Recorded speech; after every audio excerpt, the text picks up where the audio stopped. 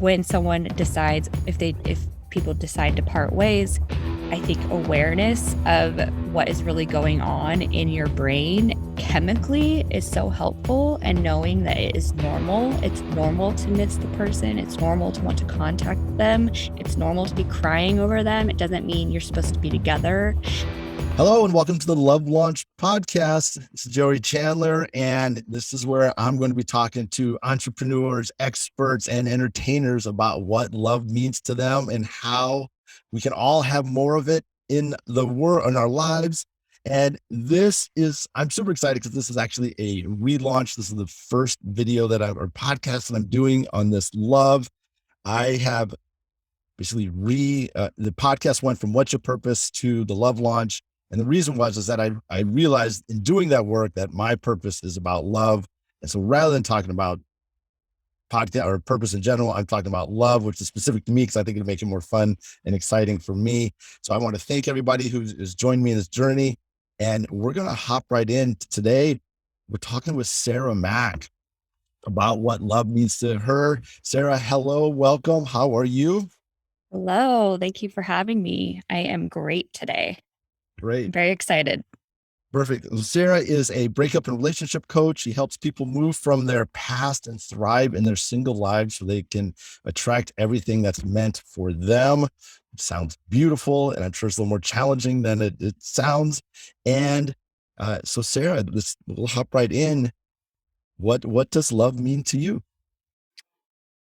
Oh, well, I will say, as I was preparing for this, I did get a few songs stuck in my head, like what's love got to do with it, and the what is love. But it's a layered question. But for me, love, unconditional love, that's, to me, is the purest, highest form of what we came here to live as, and what is in each of us, and the closest thing to enlightenment is love to me.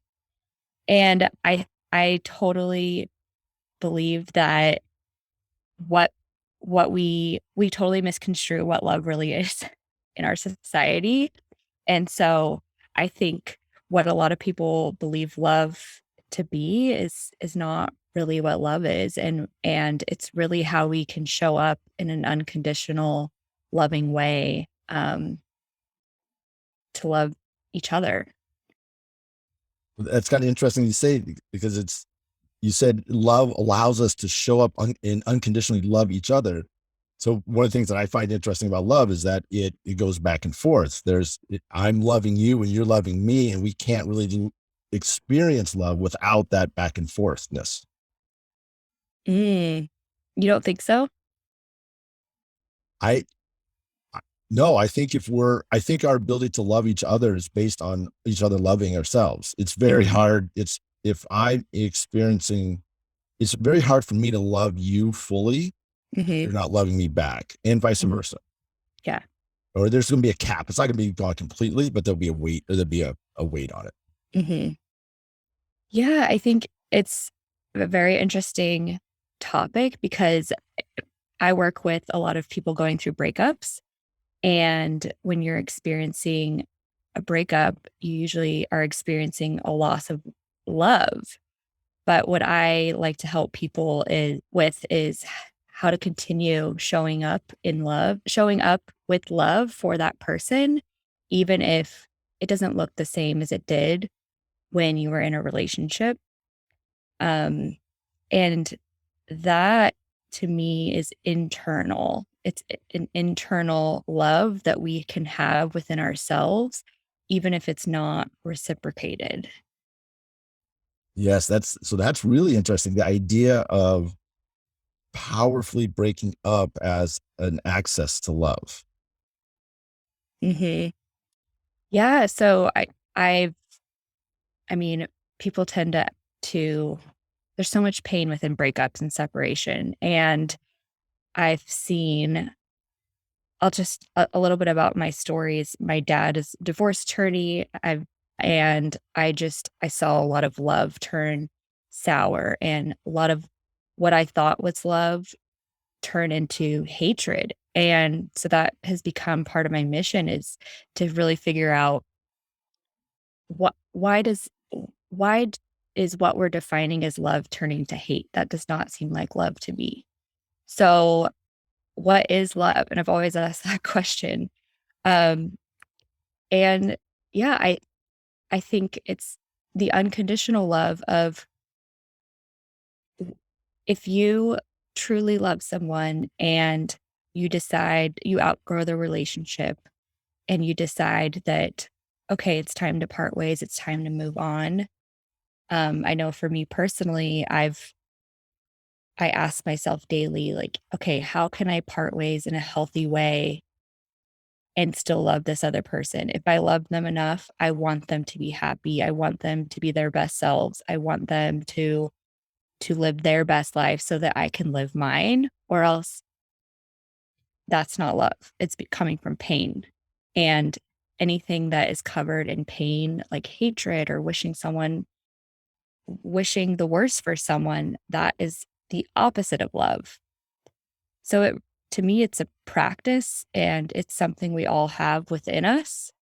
And it's hard. It's a hard practice because we do inherit so much pain throughout our lives. A lot of it goes back to childhood. Any wounds that we experienced in childhood through pain or fear or sadness, we carry with us into our adult relationships and our intimate relationships.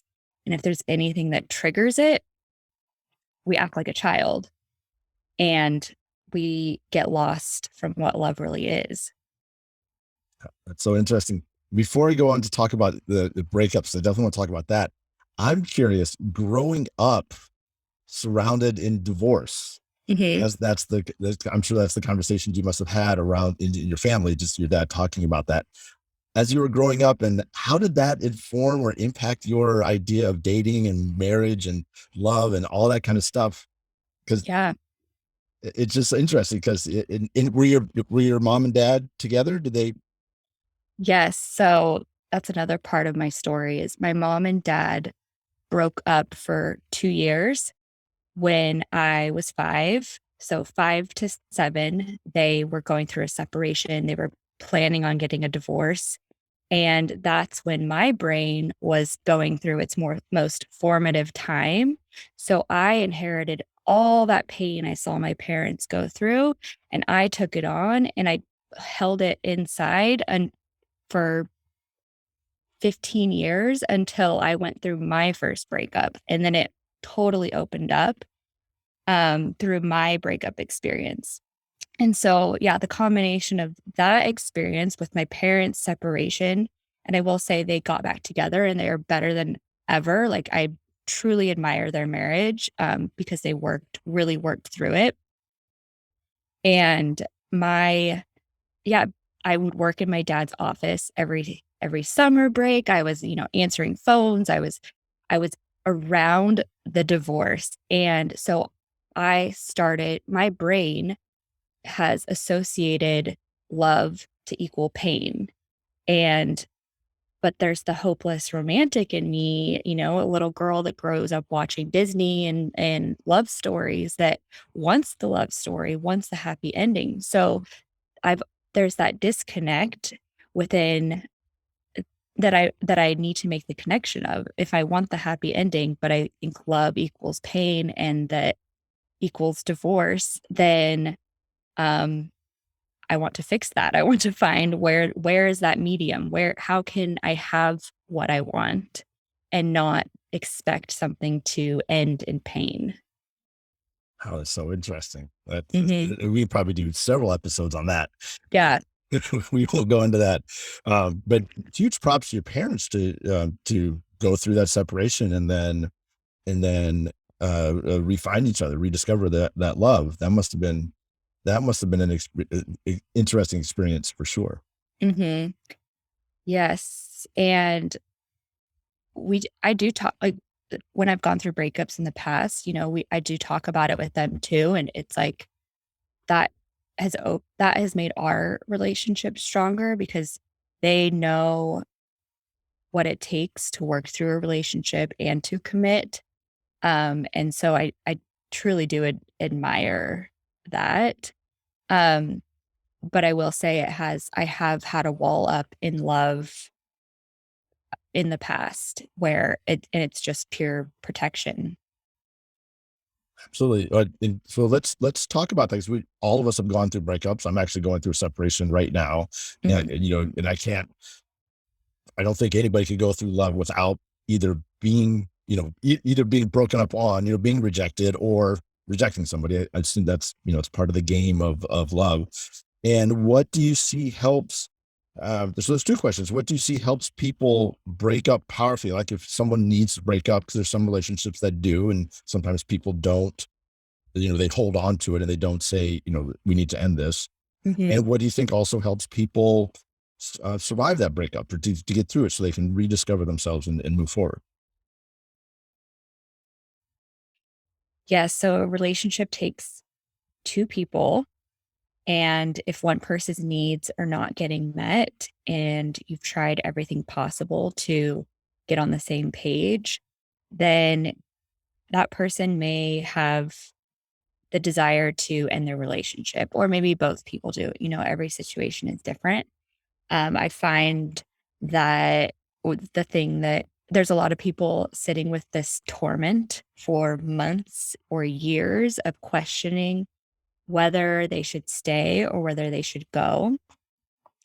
And I've been there. I know it can be the loneliest time in your life because you don't want to say how you're truly feeling deep down out loud, because then it makes it a little bit more real, and it makes you have to face those emotions and face the possibility that this relationship might end, and you people hit a breaking point. So I just want anyone listening, if you are going through that, I totally get it can feel so lonely, and it's really the fear that's getting in the way. It's the fear of letting go. It's the attachment to this person that we've built up.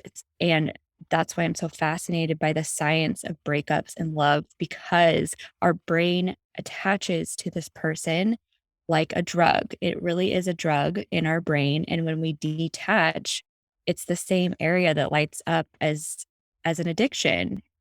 And so when someone decides if people decide to part ways, I think awareness of what is really going on in your brain chemically is so helpful, and knowing that it is normal. It's normal to miss the person. It's normal to want to contact them. It's normal to be crying over them. It doesn't mean you're supposed to be together. Um, that's why when I'm working with someone, I think, first of all, working with a coach is can be life-changing because it's less lonely, and I really encourage people to find community and to connect with friends maybe they've lost touch with, or connect with family on a deeper level, because when we're in so much pain, it's natural for us to want to reach out to that person because that's the person we've shared the most experiences with, like, shared the most of ourselves with. So it's I think awareness of knowing, yes, it's painful, but sitting with that pain and knowing it's going to pass. It will pass, and to not ignore the pain, to let it. I mean, there's a whole healing process, and it really depends on the person, because some people have never done any inner healing work, and then all of a sudden they're dealing with stuff from childhood they didn't even know they hadn't dealt with. But there could be someone who has done healing work, and, maybe the breakup, it's they handle it differently. So it just depends on where that person is at in their journey. But, yeah, I think awareness and community and working through the healing. So, I mean, something as simple as journaling, just putting your feelings out on paper, not holding back. It can be such a healing process. Like, your journal is not going to judge you. Like, don't hold back. So get it out of your head, because a lot of times we will ruminate and our brains, it's hard to separate fact from fiction. So that's another thing, is getting down to the facts of the relationship. Why did it not work out? What was your part that you played? How can you take accountability? Because it is such an emotional experience that we can get confused by our emotions. So go back to the facts. I'm curious, if I am dating or maybe I'm even in a relationship, how would I know that I might need to, that I'm not over a past breakup? That I have some work to do. I have some work to do. How might I know that? So if you're in a new relationship and you're hung up on the Either way, either I'm dating and things aren't working well, or I'm in a relationship and maybe things aren't going well, or I'm getting a sense. I'm just curious how, like, Mhm. if you were to say like, oh yeah, you have some past breakups, what would be some telltale signs that that person might have a little work to do in that realm? Mm. It depends how that person is showing up. If they're triggered easily, if you feel like you're walking on eggshells around the person, it usually that will be a sign that they have some emotional trauma they haven't dealt with. If someone's on edge, it really depends on how consciously the person is showing up, how you work through conflict.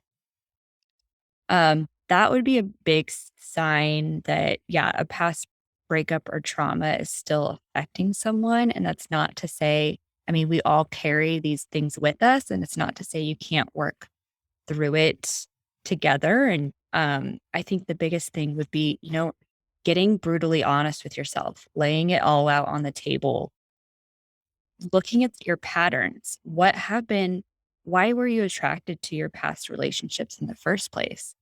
And I think it's important, and especially, I mean, I really encourage people to work with a therapist or a coach to do this work, because diving into childhood, it's like you sometimes don't know what you're going to discover. And we're bringing that into our relationship. So it's getting it out and being consciously aware of how you show up moving forward, because we do show up with certain patterns, and someone that hasn't healed those patterns will continue to show up with those patterns until they decide to show up differently. And that's why it's a practice, because it's like we can rewire our patterns, we can rewire our brains. And that's why it's the first part is getting conscious about it, getting the awareness of it.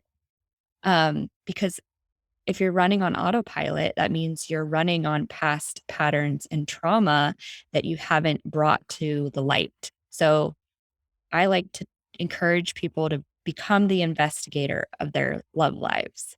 So shine a flashlight on your past, and shine a flashlight on yourself. Like, don't look at the person you're with as the problem. Like, look at yourself. Take the accountability to show up how you want to show up and in the relationship that you want to be in. I don't even know if I answered your question. No, that's great. I, I'm curious how I love the idea of practice, because I think everything we do takes practice. And if we're, like you said, running on autopilot, we're our brains are getting wired, whether we like it or not, for that particular pattern, whatever that pattern may be. And I'm curious how you help people rewire your brain for love, Mhm. and to be able, once they do bring the awareness, they're like, okay, I see these patterns. I'm now going to make an effort to create new ones that are more aligned with who I am. What sort of things might they do to rewire themselves? Mhm. Yeah, it's taking action in the opposite direction. And so awareness is the first key. And then, I mean, what I do with my clients is we start with the vision. So, what does the vision of a healthy relationship look like? And what do they really want? What are their needs? What are their values?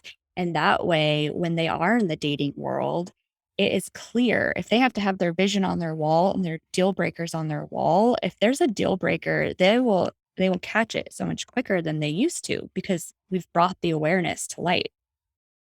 So, yeah, starting with that vision, and it's taking action and just if you have to check in with yourself every single day, that is perfectly okay. Like that is being an aware human being, and not wanting to fall back on into autopilot into our patterns because it is hard work. It's when you've been wired for your whole life, it is hard to change, but it is possible.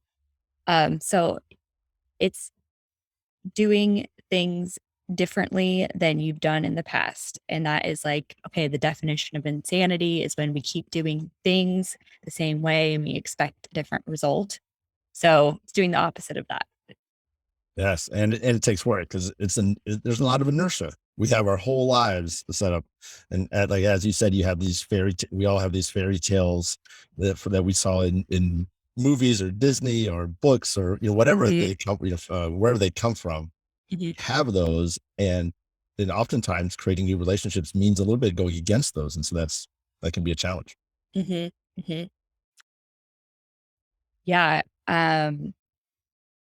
Something I do it is good though, speaking of like movies and books and stuff, is when you are doing that future visioning is thinking about, okay, what characters or relationships really resonate with you and why? Because there is something we are drawn to in what we're watching and what we're seeing, or even real life couples that we admire.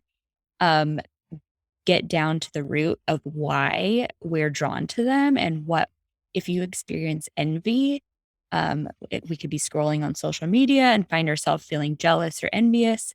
That is a good sign that it's showing you something that you want deep down, and to look at it as a shift your mindset, look at it as a good thing. There's something that your soul is craving in that type of love or relationship that you don't have. And I think just being more conscious of yeah, what you are seeing and the reactions that you're getting when you see those things.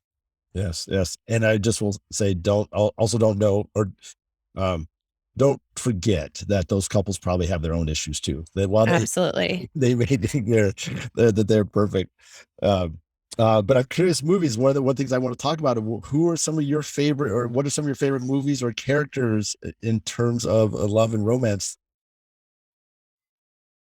Well, my all-time favorite movie is Dirty Dancing.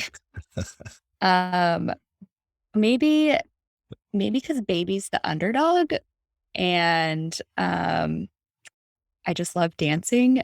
That's so what are my other favorite movies? Um,